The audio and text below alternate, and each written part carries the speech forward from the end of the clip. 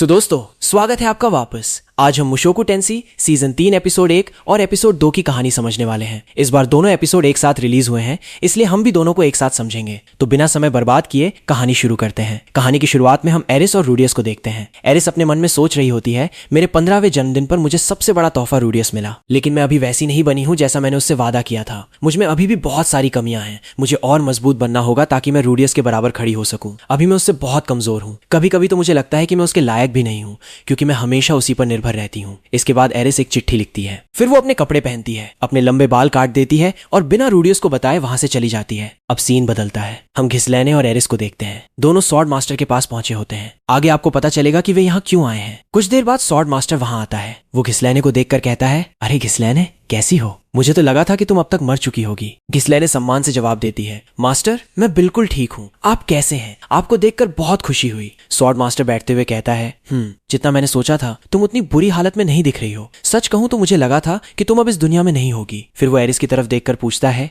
ये लड़की कौन है? घिसलैने जवाब देती है, मास्टर, इसका नाम एरिस है। ये मेरी शिष्या है। मैं चाहती हूँ कि अब आप इसे ट्रेन करें। स्वॉर्ड मास्टर हैरान होकर कहता है, मैं इसे ट्रेन करूं? फिर वो एरिस को ध्यान से देखता है और पूछता है, तुम्हारा नाम क्या है? लेकिन एरिस गुस्से में जोर से बोलती है, मेरे पास बेकार की बातें करने का समय नहीं है। अगर तुम मुझे सिखा सकते हो तो ठीक है, नहीं तो साफ मना कर दो। ये सुनते ही वहां मौजूद सभी लोग गुस्सा हो जाते हैं। वे चिल्लाने लगते हैं, इसकी इतनी हिम्मत! ये मास्टर से इस तरह बात कर रही है, इसे अभी झुककर माफी मांगनी चाहिए। लेकिन स्वॉर्ड मास्टर सबको शांत कर देता है। वो कहता है, चुप हो जाओ, मैंने तुम लोगों से कुछ बोलने को नहीं कहा। सभी लोग तुरंत शांत हो जाते हैं। फिर स्वॉर्ड मास्टर एरिस से पूछता है, अगर मैं तुम्हारी नजर में इतना छोटा हूं तो बताओ तुम आखिर किसे हराना चाहती हो? एरिस बिना डरे जवाब देती है, मैं ड्रैगन गॉड ऑस्टेड को हराना चाहती हूँ। मैं उससे लड़ना चाहती हूँ। ये सुनते ही वहां मौजूद सभी लोग एकदम शांत हो जाते हैं। लेकिन स्वॉर्ड मास्टर अचानक हंसने लगता है। वो कहता है, हाँ, तुमने बिल्कुल सही कहा। सच में उसके सामने तो मैं भी बहुत छोटा हूँ। मैं भी उसे हराना चाहता था, लेकिन आज तक ऐसा नहीं कर पाया। फिर वो कहता है, चलो पहले देखते हैं कि तुम्हारे अंदर कितनी ताकत है। वो आवाज लगाता है, जीनो, इधर आओ, इसके साथ लड़ो। जीनो तुरंत आगे आता है। उसका काम सिर्फ इतना था कि वो एरिस की ताकत को परखे। दोनों अपनी अपनी लकड़ी की तलवार लेकर आमने सामने खड़े हो जाते हैं। जैसे ही मुकाबला शुरू होने वाला होता है, वैसे ही मुकाबला खत्म भी हो जाता है। एरिस बिजली जैसी तेज रफ्तार से आगे बढ़ती है और सिर्फ एक ही वार में जीनो को हरा देती है। जीनो जमीन पर गिर जाता है। एरिस शांत आवाज में कहती है, बस इतना ही था? स्वॉर्ड मास्टर मुस्कुराते हुए कहता है, मुझे पहले से ही पता था कि ये ज्यादा देर टिक नहीं पाएगा। इसके बाद वो दूसरी शिष्या को बुलाता है, नीना, अब तुम आओ। नीना अपनी लकड़ी की तलवार लेकर एरिस के सामने खड़ी हो जाती है। मुकाबला शुरू होते ही नीना तेजी से हमला करती है। उसके वार से एरिस की लकड़ी की तलवार टूट जाती है, लेकिन एरिस बिल्कुल भी नहीं रुकती। वो तुरंत आगे बढ़ती है और नीना को पकड़कर जोर से जमीन पर पटक देती है। फिर लगातार हमला करती है। इतनी जोरदार मार पड़ती है कि नीना का चेहरा और नाक सूज जाते हैं। इसके बाद एरिस नीना की तलवार उठाकर ध्यान से देखती है। तभी उसे पता चलता है कि बाहर से तो तलवार लकड़ी की है, लेकिन उसके अंदर स्टील लगा हुआ है। एरिस गुस्से में कहती है, ये क्या बेवकूफी है? क्या तुम्हारे पास लड़ने के लिए बस ऐसे ही लोग हैं? अगर कोई मजबूत इंसान नहीं है तो सीधे बोल दो। ये सुनकर स्वॉर्ड मास्टर खुद खड़ा हो जाता है। अब वो खुद एरिस से लड़ने वाला था। जैसे ही वो आगे बढ़ता है, पहली बार एरिस के चेहरे पर हल्का डर दिखाई देता है। वो समझ जाती है कि इस बार सामने कोई साधारण इंसान नहीं है। उधर बाकी सभी शिष्य घबरा जाते हैं। वे कहते हैं, मास्टर, आप ऐसा क्यों कर रहे हैं? हम लोग ही इसके लिए काफी हैं। आपको खुद लड़ने की क्या जरूरत है? स्वॉर्ड मास्टर शांत आवाज में कहता है, मैंने कहा ना, चुप रहो, इससे मैं खुद लड़ूंगा। फिर वो एरिस की तलवार को ध्यान से देखता है और कहता है, बहुत सुंदर तलवार है। क्या ये जूलियंस का बनाया हुआ काम है? एरिस तुरंत जवाब देती है, मैं तुम्हें क्यों बताऊं कि ये किसने बनाई है? स्वॉर्ड मास्टर मुस्कुराकर कहता है, कोई बात नहीं, मैंने तुमसे जवाब मांगा भी नहीं था। इस समय एरिस के माथे पर पसीना आने लगता है। स्वॉर्ड मास्टर की मौजूदगी ही इतनी खतरनाक थी कि बिना लड़े ही दबाव महसूस होने लगता था। फिर वो मुस्कुराकर कहता है, घबराओ मत, मैं तुम पर ज्यादा ताकत इस्तेमाल नहीं करूंगा। मैं आराम से लड़ूंगा। लेकिन उसका आराम से लड़ना कैसा था, ये अगले ही पल सबको पता चल जाता है। वो सिर्फ अपनी तलवार को एक बार घुमाता है और एरिस इतनी जोर से उड़ती है कि अरीना का दरवाजा तोड़ते हुए बाहर जा गिरती है। सब लोग ये देखकर दंग रह जाते हैं। स्वॉर्ड मास्टर बिल्कुल शांत खड़ा रहता है। फिर वो घिसलैने से कहता है, इसका इलाज कर दो, कल से मैं इसे ट्रेनिंग दूंगा। अगले दिन से एरिस की ट्रेनिंग शुरू हो जाती है। स्वॉर्ड मास्टर बार बार उसे हराता रहता है। हर बार एरिस पूरी ताकत से हमला करती और हर बार हार जाती। फिर मास्टर उसे समझाते हुए कहता है, तुम सबसे बड़ी गलती क्या कर रही हो पता है? या तो तलवार चलाओ या फिर सोचो। अगर तुम लड़ते समय सोचती रहोगी तो न ठीक से सोच पाओगी और न ही सही तरीके से तलवार चला पाओगी। पहले सोचो कि तुम तलवार क्यों चलाना चाहती हो, और जब तलवार चला लो तब सोचो कि तुमने ऐसा क्यों किया। अगर तुम अपने मन को नियंत्रित नहीं कर पाओगी तो तुम्हारी तलवार कभी भी अपनी असली ताकत नहीं दिखा पाएगी। मास्टर उसे समझाता है कि सबसे पहले अपने दिमाग और भावनाओं पर नियंत्रण करना सीखना होगा, तभी उसकी स्वॉर्ड स्टाइल सच में मजबूत बन पाएगी। लेकिन एरिस किसी की बातों पर पूरी तरह निर्भर रहने वाली नहीं थी। वो अकेले एक सुनसान जगह पर जाती है और खुद से लगातार अभ्यास करने लगती है। तलवार घुमाते हुए वो सोचती है, सच में तलवार को सही तरीके से चलाना कितना मुश्किल है। घिसलैने बहुत तेज है, लेकिन रुईजर्ड उनसे भी तेज है और स्वॉर्ड गॉड उनसे भी ज्यादा तेज है। लेकिन अगर ड्रैगन गॉड ऑर्स्टेड की बात करें तो उनकी रफ्तार सबसे ज्यादा है। उनकी तलवार इतनी तेज चलती है कि उसे देख पाना भी मुश्किल है। उसी समय दूर खड़े जीनो और उसके कुछ साथी एरिस की प्रैक्टिस को चुपचाप देख रहे होते हैं। समय धीरे धीरे बीतता जाता है। एरिस हर दिन बिना रुके अभ्यास करती रहती है। उसे न तेज धूप की परवाह होती है, न बारिश की और न ही ठंडी हवा की। उसका सिर्फ एक ही लक्ष्य था, खुद को इतना मजबूत बनाना कि एक दिन ड्रैगन गॉड ऑर्स्टेड को हरा सके। कई दिन, कई महीने और फिर कई साल गुजर जाते हैं। अब एरिस पहले से कहीं ज्यादा ताकतवर बन चुकी थी। एक दिन वो फिर से स्वॉर्ड गॉड की अरीना की ओर लौट रही होती है। रास्ते में उसे एक आदमी दिखाई देता है। वो आदमी गेट के बाहर खड़ा होकर जोर जोर से चिल्ला रहा था, अरे कोई है क्या? दरवाजा खोलो, मैं कब से बाहर खड़ा हूँ। तभी उसकी नजर एरिस पर पड़ती है। वो मुस्कुराकर कहता है, अरे क्या तुम यहीं रहती हो? लगता है तुम इसी जगह की हो। मेरा नाम ओबर है, मैं नॉर्थ एम्परर हूँ। लेकिन एरिस उसकी तरफ देखे बिना ही कहती है, जो भी हो मेरे रास्ते से हट जाओ। ये सुनते ही ओबर का चेहरा बदल जाता है। वो तुरंत समझ जाता है कि सामने खड़ी लड़की बिल्कुल भी मजाक करने के मूड में नहीं है। अगर उसने थोड़ी सी भी गलती की तो लड़ाई तय है। इसलिए वो तुरंत अपनी तलवार निकाल लेता है। उधर एरिस भी बिना एक पल गंवाए अपनी तलवार निकाल लेती है और अगले ही पल दोनों के बीच जबरदस्त मुकाबला शुरू हो जाता है। लेकिन इस बार एरिस अपने सामने वाले को पहचानने में गलती कर बैठती है। सामने कोई साधारण तलवारबाज नहीं बल्कि नॉर्थ एम्परर ओबर खड़ा था। दोनों के बीच तेज लड़ाई होती है। शुरुआत में एरिस पूरी ताकत से हमला करती है, लेकिन धीरे धीरे ओबर उस पर भारी पड़ने लगता है। कुछ ही देर में वो लगभग एरिस को हरा देता है। हालांकि एरिस अपनी ताकत और रफ्तार से ओबर को भी कुछ पल के लिए हैरान कर देती है। ओबर मन ही मन सोचता है, ये लड़की सच में बहुत ताकतवर है। तभी अचानक वहां स्वॉर्ड गॉड पहुंच जाता है। वो ऊंची आवाज में कहता है, बस अब ये लड़ाई यहीं खत्म करो। दोनों तुरंत रुक जाते हैं। ओबर मुस्कुराकर स्वॉर्ड गॉड से कहता है, काफी समय बाद आपसे मुलाकात हुई, आपसे मिलकर बहुत अच्छा लगा। इसके बाद सीन बदल जाता है। एरिस अपने कमरे में जाकर आराम करने लगती है। उधर घिसलैने उसके पास आती है। वो एरिस से कुछ बात करने की कोशिश करती है, लेकिन एरिस कोई जवाब नहीं देती। ये देखकर घिसलैने थोड़ा नाराज हो जाती है। वो सीधे स्वॉर्ड गॉड के पास पहुंचती है। उधर स्वॉर्ड गॉड और ओबर आपस में एरिस के बारे में बात कर रहे होते हैं। ओबर पूछता है, वो पागल सी लड़की कौन थी? क्या आपने मुझे सिर्फ उसी की वजह से यहाँ बुलाया है? स्वॉर्ड गॉड मुस्कुराकर कहता है, हाँ तुमने बिल्कुल सही समझा। इतने में घिसलैने भी वहां पहुंच जाती है। वो गुस्से में कहती है, मास्टर आप एरिस को सही तरीके से ट्रेन क्यों नहीं कर रहे? अगर आप उसे नहीं सिखाएंगे तो वो आगे कैसे बढ़ेगी? स्वॉर्ड गॉड उसकी बात सुनकर थोड़ा नाराज हो जाता है। वो कहता है, तुम कैसी बातें कर रही हो? क्या तुम्हें सच में लगता है कि मैं उसे सिखा सकता हूँ कि तलवार कैसे चलानी है? फिर वो गंभीर होकर कहता है, कुछ चीजें ऐसी होती हैं जो कोई दूसरा तुम्हें कभी नहीं सिखा सकता। उन्हें इंसान को खुद अनुभव करके सीखना पड़ता है। घिसलैने फिर भी कुछ बोलने लगती है, लेकिन तभी स्वॉर्ड गॉड अचानक अपनी तलवार निकालकर उसकी गर्दन की तरफ कर देता है। वो सख्त आवाज में कहता है,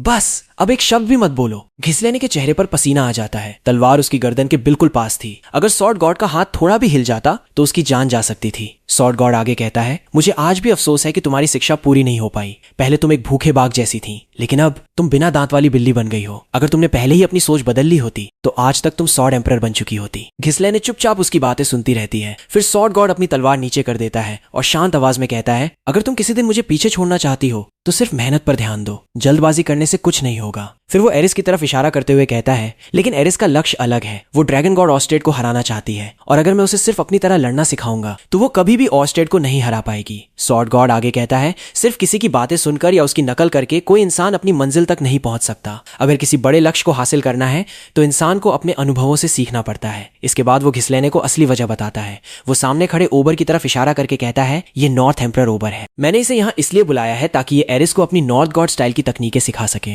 फिर स्वॉर्ड गॉड आगे कहता है, मेरा इरादा सिर्फ इसे स्वॉर्ड गॉड स्टाइल सिखाने का नहीं है। मैं चाहता हूँ कि एरिस हर स्वॉर्ड स्टाइल सीखे। इसीलिए मैं अलग अलग गॉड्स और एम्परर्स को यहाँ बुलाऊंगा। जब ये हर तरह की लड़ाई सीख जाएगी तभी इसके पास ड्रैगन गॉड ऑर्स्टेड का सामना करने का मौका होगा। अब एरिस की नई ट्रेनिंग शुरू होती है। इस बार उसका मुकाबला ओबर से होता है। हर दिन ओबर उससे लड़ता है। हर बार एरिस पूरी ताकत से हमला करती, लेकिन बार बार हार जाती। ओबर उसे समझाता है, सिर्फ ताकत से लड़ाई नहीं जीती जाती। अपने दुश्मन की चाल को समझो, उसकी हर हरकत पर ध्यान दो। अगर तुम्हारा दिमाग शांत रहेगा तो तुम्हारी तलवार पहले से भी ज्यादा खतरनाक खतरनाक बन जाएगी। एरिस उसकी हर बात ध्यान से सुनती है। वो पहले से भी ज्यादा मेहनत करने लगती है। फिर एक दिन लड़ाई के दौरान अचानक कुछ बदल जाता है। एरिस पूरी तरह शांत हो जाती है। उसका ध्यान सिर्फ अपने सामने खड़े दुश्मन पर होता है। अगले ही पल वो बिजली जैसी तेज रफ्तार से आगे बढ़ती है। एक ही वार में ओबर की तलवार उसके हाथ से उड़ जाती है। पूरा मैदान एकदम शांत हो जाता है। सब लोग हैरानी से एरिस को देखने लगते हैं। किसी को समझ ही नहीं आता कि अभी हुआ क्या है। ओबर खुद भी कुछ पल तक चुप रहता है। फिर वो मुस्कुराकर कहता है, कमाल है, अभी जो तुमने किया वो सच में शानदार था। दूर खड़े स्वॉर्ड गॉड भी एरिस की तरफ देखकर मुस्कुराने लगते हैं। उन्हें समझ आ जाता है कि एरिस धीरे धीरे सही रास्ते पर बढ़ रही है। उधर दूसरी तरफ नीना अपने दोस्तों के साथ बात कर रही होती है। उसकी एक दोस्त मुस्कुराकर पूछती है, क्या तुम्हें जीनो पसंद है? नीना तुरंत जवाब देती है,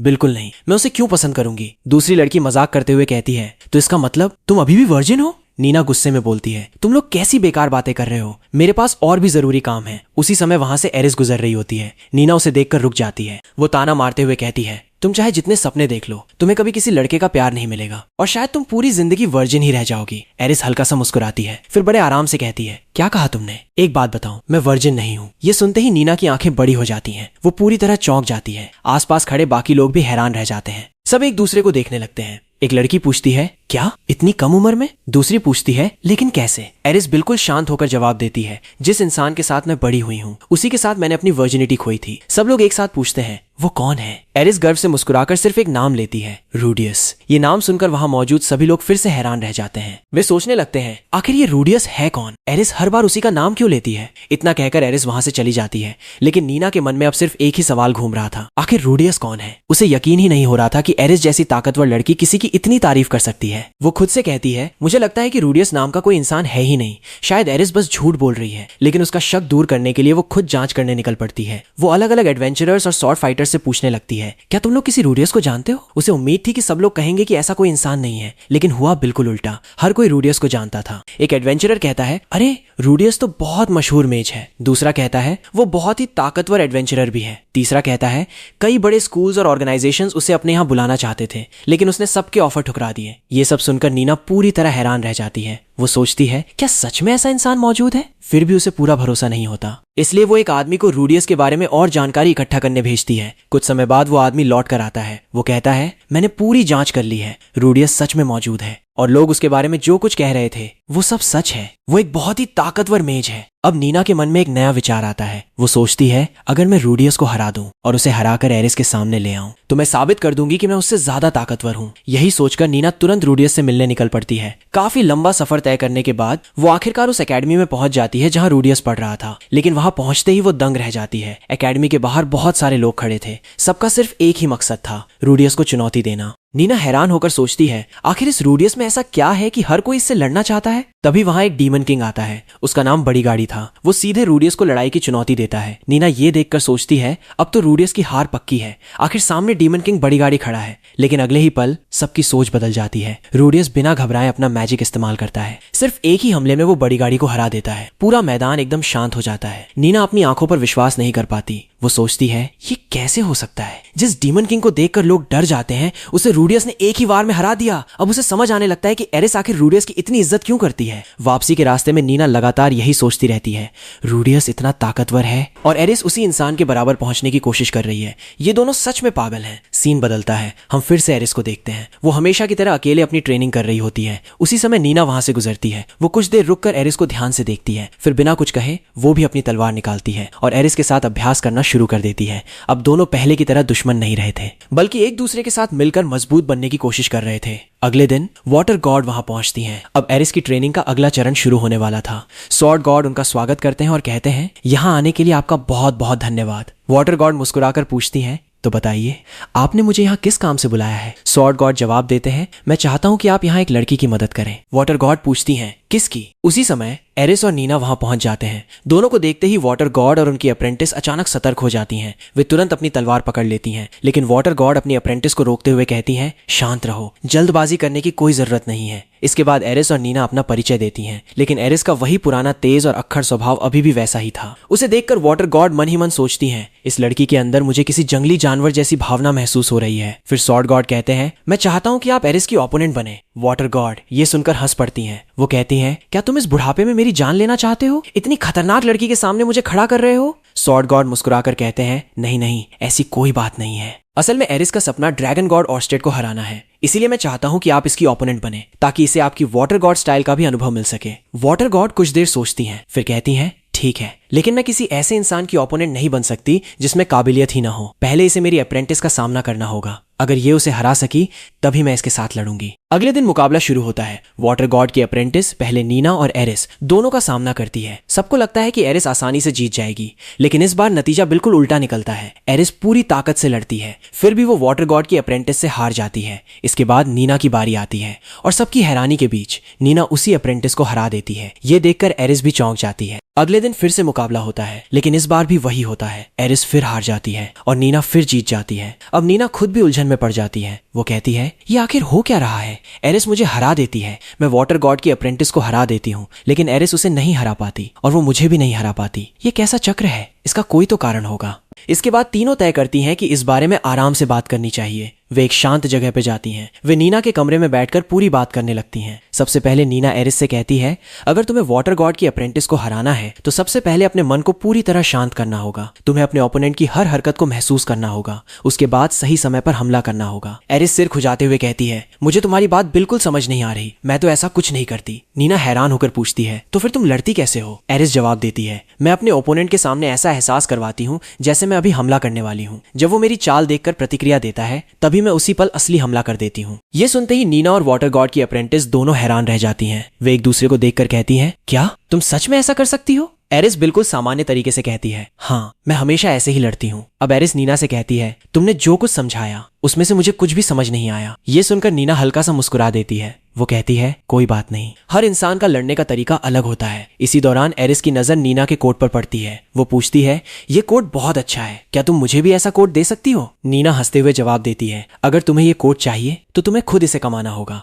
एरिस पूछती है, कैसे? नीना समझाती है, इसके लिए तुम्हें जंगल में रहने वाले मॉन्स्टर्स को हराना होगा। उनकी खाल से ये खास कोट बनाया जाता है। जब तुम ऐसा कर लोगी तब तुम्हें स्वॉर्ड सेंट का दर्जा भी मिल जाएगा। एरिस तुरंत पूछती है, वे मॉन्स्टर्स कहाँ मिलेंगे? नीना जवाब देती है, वेस्ट के जंगलों में। इसके बाद अगले ही दिन एरिस, नीना और वाटर गॉड की अप्रेंटिस तीनों मिलकर वेस्ट फॉरेस्ट की तरफ निकल पड़ती हैं। जंगल में पहुंचते ही चारों तरफ से मॉन्स्टर्स उन पर हमला कर देते हैं, लेकिन तीनों बिल्कुल नहीं घबराती। एरिस अपनी तलवार से एक एक करके मॉन्स्टर्स को काटना शुरू कर देती है। नीना और वाटर गॉड की अप्रेंटिस भी उसके साथ मिलकर लड़ती हैं। कुछ ही देर में तीनों मिलकर सारे मॉन्स्टर्स को हरा देती हैं। फिर वे उन मॉन्स्टर्स की खाल लेकर वापस लौट आती हैं। यहीं से उनकी दोस्ती पहले से भी ज्यादा मजबूत होने लगती है। मॉन्स्टर्स को हराने के बाद तीनों वापस लौट आती हैं। अब नीना एरिस के पास आती है और उससे कहती है, एरिस, मैं तुम्हें एक सलाह देना चाहती हूँ। एरिस उसकी तरफ देखकर पूछती है, क्या? नीना मुस्कुराकर कहती है, जाकर अच्छे से नहा लो, फिर आराम से सोना, और सोने से पहले उस इंसान के बारे में सोचना जिसे तुम सबसे ज्यादा प्यार करती हो। एरिस हैरानी से पूछती है, तुम मुझे ये सब क्यों बता रही हो? इससे क्या फायदा होगा? नीना जवाब देती है,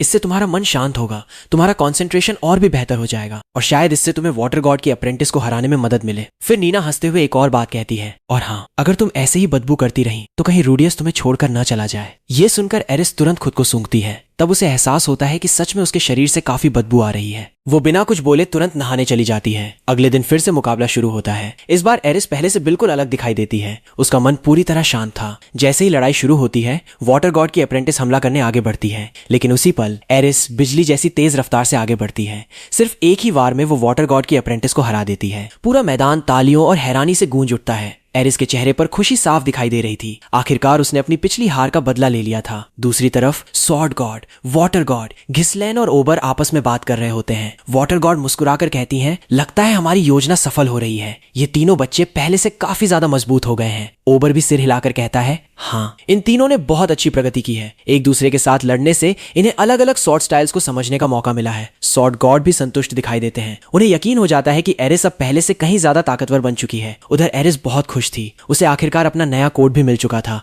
जो मॉन्स्टर्स की खाल से बनाया गया था। वो खुशी खुशी वो कोट पहनती है, फिर मुस्कुराते हुए बाहर की ओर दौड़ पड़ती है। इसी के साथ मुशोकु टेंसेई सीजन 3 एपिसोड 1 और एपिसोड 2 की कहानी यहीं खत्म हो जाती है। अगर आपको यह एपिसोड पसंद आया हो तो कमेंट करके जरूर बताना, और अगर आप नेक्स्ट एपिसोड का एक्सप्लेनेशन भी देखना चाहते हो तो कमेंट करना बिल्कुल मत भूलना। तो मिलते हैं अगली वीडियो में एक और शानदार एनिमे एक्सप्लेनेशन के साथ।